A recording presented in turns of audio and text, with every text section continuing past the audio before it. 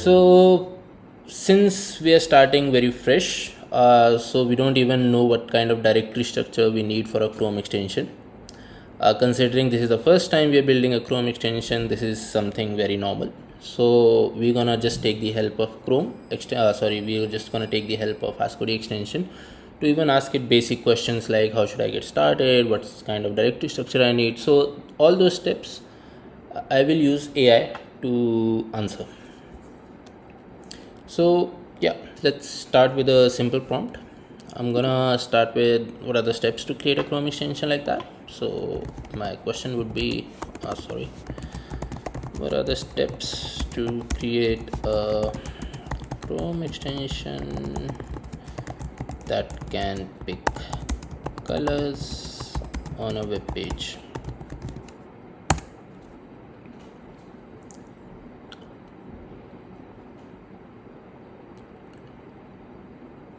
So my expectation with this prompt would be that it's going to tell me what kind of directory structure I need. That would be one of the basic things, and it's actually giving me a little bit of code that I can also use, but most probably I won't be using this code because this is going to give me a very basic version of the Chrome extension,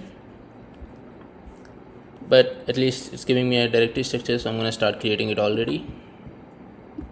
So it's the first thing is an extension, create extension, directory structure. Yeah, I already have a directory, so I just need to create a manifest.json here.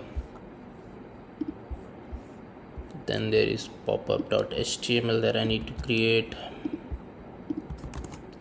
Okay, JavaScript file content.js to inject into web pages. Okay, so this goes into web pages which will have the color picking logic. Okay, so then there is background.js which will handle the communication between popup and the content script. Okay, so since content script goes on the web page, I need the popup that is there of the extension to connect with that.